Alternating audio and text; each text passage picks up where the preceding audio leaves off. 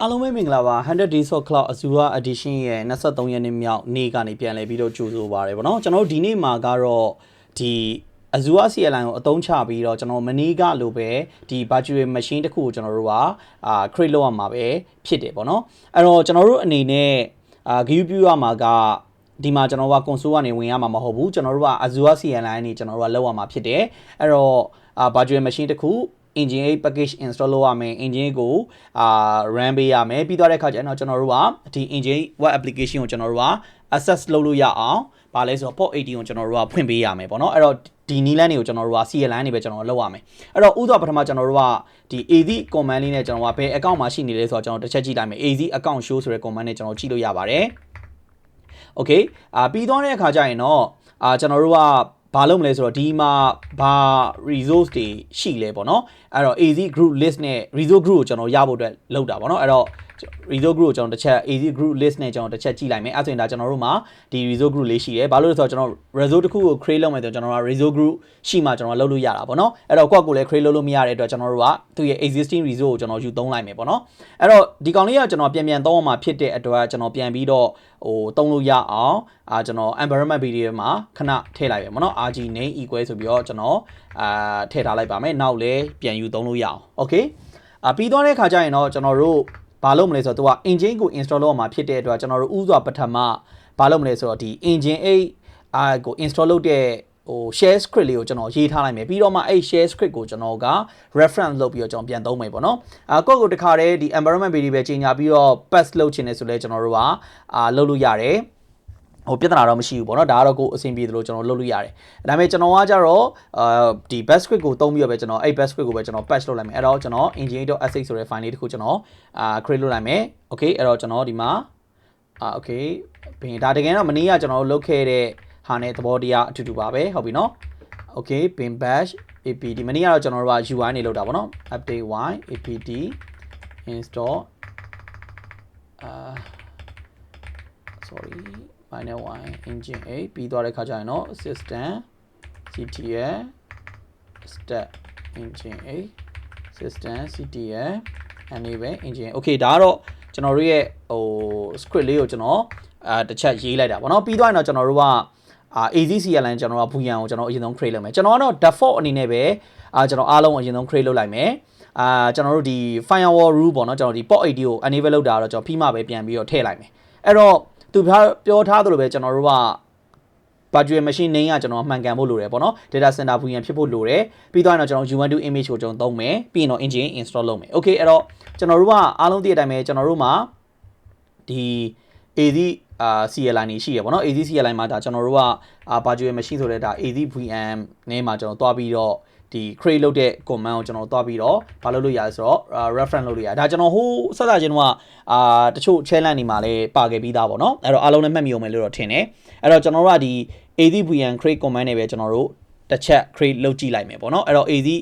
VM create resource group name ပေါ့နော်ကျွန်တော်ဘယ်ထဲမှာလုပ်မလဲဆိုတော့အရင်ကြီးညာရမယ်စလုံးပေါင်းတော့မမားဖို့လိုတယ် ISOURC resource group ဒါကျွန်တော်တို့ခုနကြီးညာထားတယ်ကျွန်တော်က RG name ပေါ့နော် RG name ကျွန်တော်ပြန်ပြီး reference လုပ်လိုက်တယ်ပြီးတော့ name ကတော့ကျွန်တော်ဒီမှာ data center VM တေချာတော့မှန်မှန်လေးတော့ရေးပေါ့နော် data center VM ပြီးသွားတဲ့ခါကျတော့ကျွန်တော်တို့ image ပေါ့နော် image ကတော့ကျွန်တော်တို့ sorry ကျွန်တော် U ကအကြီး U12 2404ပေါ့နော် UB1T okay ပြီးသွားတော့ကျွန်တော်တို့location ကတော့ကျွန်တော်တို့ကဒီမှာသူပြောထားတယ်ပါလဲဆိုတော့ EUS ပေါ့အဲ့တော့ကျွန်တော်ကဒီမှာ ESD EUS ကိုကျွန်တော်သုံးမယ်ပြီးသွားတဲ့ခါကျတော့သူ့ရဲ့ size ပေါ့နော်ကျွန်တော်တို့လုံးဝဒါ size အနည်းဆုံးပဲပေါ့နော်ဒီ standard မနေ့ကလည်းကျွန်တော်ဒီ size နဲ့ပဲကျွန်တော်လုပ်ခဲ့တာပေါ့နော် B1S ကိုကျွန်တော်သုံးမယ်ပြီးသွားရင်တော့ကျွန်တော်တို့ကဒါ admin user name ပေါ့နော် user name ကတော့ဒါကျွန်တော်တို့ပေးနေကြ Azure user okay ပြီးသွားရင်တော့ကျွန်တော်တို့ SSH key ပါတော့တခါတည်း generate လုပ်လိုက်မယ်ဒါလည်းကျွန်တော်ဟိုးစစချင်းတော့ပြောခဲ့ဘူးလိမ့်မယ် SSH key ပေါ့နော် okay ပြီးသွားရင်တော့ကျွန်တော်တို့ဒီမှာcustom data မှာကျွန်တော်တို့ခုန create လုပ်ခဲ့တဲ့ sh file ကိုကျွန်တော်ထည့်လိုက်မယ်ဟုတ်ပြီနော်ပြီးသွားရင်တော့ကျွန်တော်တို့ကဒီကောင်ရဲ့ disk ပေါ့နော်ကျွန်တော်ကြီးညာပေးရမယ်ဟုတ်ပြီနော်ကျွန်တော်သူ lab မှာ limitation တွေရှိနေတာဖြစ်တဲ့ကျွန်တော်တို့ကအနည်းဆုံး default ဟာကိုပဲကျွန်တော်ကြီးညာလိုက်မယ်13ပေါ့နော်အဲ့တော့ OS disk size GB 13ပြီးရင်တော့ကျွန်တော်တို့ storage type ကိုလည်းကျွန်တော် standard ပဲ ကျွန်တော်ထားလိုက်မယ်ပေါ့နော် story SKU ကျွန်တော်တို့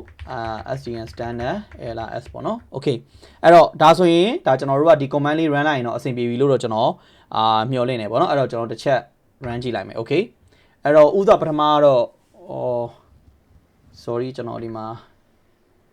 error တက်နေလို့ OS this site ခဏနော်ကျွန်တော်မမြင်ရလို့ကျွန်တော်သိရတော့ကျွန်တော် GB ဖြစ်ရမှာ git ဖြစ်ရမှာ GB ဖြစ်သွားလို့ sorry ပါအဲ့တော့ဒီကောင် GB ဖြစ်ရမှာ okay အဲ့တော့ဒါဆိုရင်ဒါကျွန်တော်တို့ရဲ့ virtual machine လေးတစ်ခုcreate လုပ်မယ်ပေါ့နော်အဲ့တော့သူဥဒပထမကျွန်တော်တို့ access key ကို generate လုပ်မယ်ပြီးသွားတဲ့ခါကျရင်တော့သူလိုအပ်တဲ့ဟာတွေနောက်ကွယ်မှာ create လုပ်နေလိမ့်မယ်ပေါ့နော် running ဆိုပြီးတော့အဲ့တော့ခဏလောက်တော့ကျွန်တော်တို့စောင့်ရလိမ့်မယ်2မိနစ်လောက်တော့ပေါ့နော်2မိနစ်3မိနစ်လောက်ကျွန်တော်စောင့်ဖို့လိုလိမ့်မယ်ပြီးသွားရင်တော့ကျွန်တော်တို့ VN လေးရလာပါလိမ့်မယ်ပေါ့နော်အဲ့တော့ခဏစောင့်ပါမယ် okay အဲ့တော့ကျွန်တော်တို့2မိနစ်3မိနစ်လောက်ပြီးတော့မှာပဲကျွန်တော်တို့မှာ IP address လေးရောထွက်လာတဲ့ဒါအောင်မြင်သွားပြီပေါ့နော်ကျွန်တော်ရဲ့ virtual machine လေးတခုအောင်မြင်သွားပြီလို့ကျွန်တော်ပြောလို့ရတယ်အဲ့တော့ဒီ IP ကတော့မှတ်ချင်လဲမှတ်ထားလို့ရတယ်ကျွန်တော်ပြီးရင်ပြန်ပြီးတော့ browser နဲ့ခေါ်ကြည့်ရမှာအဲ့တော့ကျွန်တော်ကတော့ဒီမှာခေါ်ရင်ခေါ်ထားလိုက်မယ်ပြီးမှကျွန်တော်တို့ဝင်လို့ရမှာပေါ့နော်အခုကတော့ကျွန်တော် port 80မဖွင့်တာမဝင်ရသေးဘူးပြန်ကြည့်ရင်လည်းကိုယ့်ကို command နဲ့လည်းပြန်ကြည့်လို့ရပါကျွန်တော်ပြီးရင်ပြပါမယ်အဲ့တော့ဒါဆိုရင်ကျွန်တော်တို့ကဘယ် resource တွေ create လုပ်သွားလဲဆိုတော့ကျွန်တော်တစ်ချက်ကြည့်ကြည့်မယ် AZ resource ဆိုတဲ့ command နော် ISO resource list ဆိုပြီးတော့ကျွန်တော်ကကြည့်လို့ရတယ်ပြီးတော့ကျွန်တော်က resource group လေးထည့်ပေးရင်တော့ပိုကောင်းတာပေါ့နော် ISO resource group ကျွန်တော်တို့ခုနက$RG name ပေါ့နော်ပြီးတော့ရင်တော့ကျွန်တော်တို့ဒါ output table နဲ့ကျွန်တော်တစ်ချက်ကြည့်လိုက်မယ် okay အဲ့တော့ဒါဆိုရင်ကျွန်တော်တို့ဒီမှာဒီ data center VN လေး create လုပ်သွားတယ်ပြီးတော့သူ့အတွက်လိုအပ်တဲ့ NSC တွေ VNet တွေ NIC တွေကျွန်တော်တို့ disk တွေသူ့လို create လုပ်သွားတယ်အဲ့တော့ကျွန်တော်တို့ကဒါဆိုရင်တော့ဘယ်လိုပြောရမလဲတကယ်တော့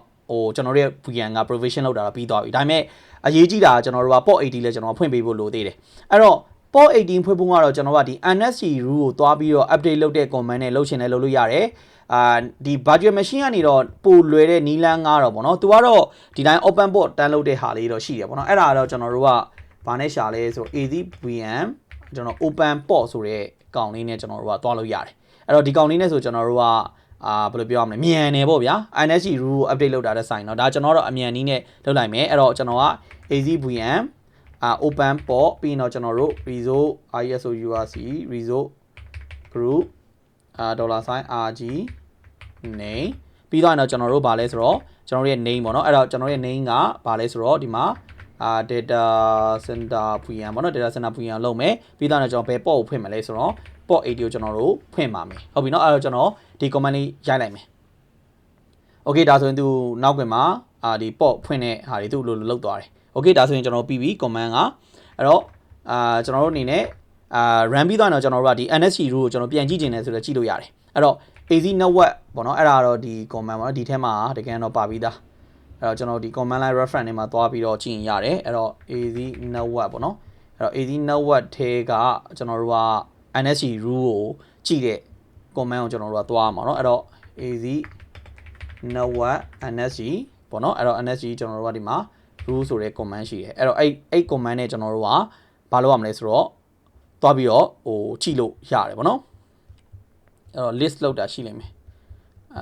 okay ဒီမှာပေါ့နော် NSC rule list ပေါ့နော်အဲ့တော့ကျွန်တော်တို့ကဒီဟာကိုအဓိကလောက်ရမှာအဲ့တော့ okay AZ network NSC AZ network NSC rule list minus result group $RG name ပြီးသွားတဲ့ခါကျတော့ကျွန်တော်တို့ရဲ့ဟိုပါပေါ့နော်ဒီ NSC ရဲ့ name ပေါ့နော်ဟုတ်တယ်နော်ဒီမှာ NSC minus NSC name okay အဲ့တော့ that NSC sorry NDS ဖြစ်နေ NSC name ဒါကျွန်တော်တို့ခုနက data center VN NSC ဒီလိုဖြစ်လိမ့်မယ်ပေါ့နော်အဲ့တော့ဒါကိုကျွန်တော်တစ်ချက်ကြည့်လိုက်မယ် okay အဲ့ဒါကျွန်တော်ဒီတိုင်းထွက်တာ -o table နဲ့ကျွန်တော်ကြည့်လိုက်မယ်အဲ့ဒါမှကျွန်တော်ကြည့်ရရှင်းပါ okay အဲ့ဆိုရင်ဒီမှာဆိုရင်ဒါအားလုံးမြင်နေတာကျွန်တော်တို့ default SSH ရှိမယ်ပြီးတော့ကျွန်တော်တို့ခုနကAZVN open port နဲ့လုပ်လိုက်တဲ့ port 18ကျွန်တော်ရှိနေလိမ့်မယ်အဲ့ဆိုရင်ဒါကျွန်တော်တို့ရဲ့ website ကနေbrowser နေတော့တစ်ချက်ခေါ်ကြည့်လိုက်လို့ရပြီဒီ email လေးခုနကတော့ကျွန်တော်ကမရှိတော့ဘူးကျွန်တော် enter မလုပ်နိုင်ဘူးအဲ့တော့ကျွန်တော်ရတယ်ပြန်ပြီးတော့ကျွန်တော်ကြည့်လို့ရတယ်ဒါ VN show ဆိုတဲ့ command နဲ့ကြည့်လို့ရဒါကျွန်တော်ရဲ့ create လုပ်တာ VN ပေါ့နော်အဲ့တော့ resource ISOUR Resolve group okay RG name ပြီးသွားတဲ့ကတော့ကျွန်တော်တို့ရဲ့ name ပေါ့နော်အဲ့တော့ data center VM ပေါ့နော်အဲ့ဒါကိုကျွန်တော်ကြည့်လိုက်မယ် okay ဒါကတော့ show ပြီးတော့နောက်တော့ကျွန်တော် detail ကြည့်ရမှာပေါ့နော် show detail ပေါ့နော်အဲ့တော့ဒီ command လေးကျွန်တော်တစ်ချက်ရိုက်လိုက်မယ် okay အဲ့ဒါဆိုရင်ဒါကျွန်တော်တို့ရဲ့ virtual machine ရဲ့ information တွေကြာလာမယ်အဲ့မှာကျွန်တော်တို့ public IP ရှာပေါ့နော်အဲ့ဒါဒီမှာသူရဲ့ public IP လေးကိုကျွန်တော်ရတယ်ဟို grad နဲ့ပြန်ကြည့်ခြင်းနဲ့ဆိုကြည့်လို့ရပြဿနာမရှိဘူးเนาะ okay ဒါဆိုရင်တော့ဒါကျွန်တော်တို့ engine application တွေတက်လာမယ်ပေါ့နော် okay အခုဆိုရင်တက်လာတယ်ဒါဆိုရင်ဒါကျွန်တော်လိုချင်တဲ့ဟာရတယ်အဲ့တော့တစ်ချက်ကျွန်တော်ဒီမှာဟို check လုပ်လိုက်မယ်ပေါ့နော် okay အဲ့ဒါဆိုရင်တော့ကျွန်တော်တို့ကဒီ CLI နေလဲကျွန်တော်တို့ virtual machine တစ်ခုကိုဒါ user data ထည့်ပြီးတော့ provision လုပ်တာအားလုံးနားလည်မယ်လို့တော့ထင်တယ်အဲ့တော့ဒီ port ဖွင့်တာ